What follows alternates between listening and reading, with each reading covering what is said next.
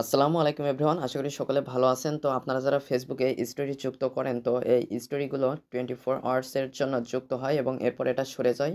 তো আপনারা অনেক আগে যে স্টোরিগুলো যুক্ত করেছেন, সেই স্টোরিগুলো আপনারা কিভাবে দেখবেন আজকের ভিডিওতে সমস্ত প্রসেস এবং প্রমাণ সহ আপনাদেরকে দেখিয়ে দেবো। তো অবশ্যই আপনারা ভিডিওটি না টেনে সম্পূর্ণ ভিডিওটি দেখবেন। তাহলে চলুন মূল ভিডিওটি শুরু করা যাক।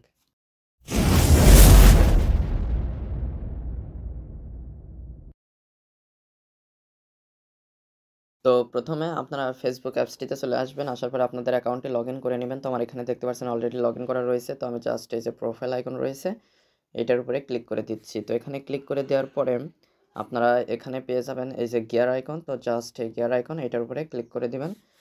গিয়ার আইকনে ক্লিক করে দেওয়ার পরে স্ক্রল ডাউন করে আপনারা যদি একটু নিচে আসেন, তাহলে আপনারা এখানে পেয়ে যাবেন অ্যাক্টিভিটি লগ নামে একটা অপশন। জাস্ট অ্যাক্টিভিটি লগ এটার উপরে ক্লিক করে দিবেন। তো এটার উপরে ক্লিক করে দিলে আপনারা এখানে অনেকগুলো অপশন পেয়ে যাবেন। তো এখানে আর্কাইভ নামে একটা সেটিংস পেয়ে যাবেন, এটার উপরে ক্লিক করে দিবেন। তো এটার উপরে ক্লিক করে দিলে আপনারা এখানে স্টোরিগুলো দেখতে পারবেন। জাস্ট এই যে স্টোরি আর্কাইভ এইটার উপরে ক্লিক করে দিতে হবে। তো আপনারা জাস্ট এটার উপরে ক্লিক করে দিবেন। তো আমি এখানে ক্লিক করে দিচ্ছি। তো আমার এখানে দেখতে পাচ্ছেন ডিসেম্বর 18-তে একটা স্টোরি যুক্ত করা ছিল, তো সেটা এখানে রয়ে গিয়েছে। তো আপনাদের হচ্ছে গিয়ে যদি স্টোরি আর্কাইভ এটা চালু করা না থাকে, তাহলে এইভাবে আসবে না। তো প্রথমে আপনাদেরকে স্টোরি আর্কাইভটা চালু করে নিতে হবে। এরপরে আপনারা যতগুলো স্টোরি যুক্ত করবেন 24 আওয়ার্স পরে সেগুলো আপনাদের এখানে যুক্ত হয়ে যাবে। তো আশা করি মূল বিষয়টা বুঝতে পেরেছেন।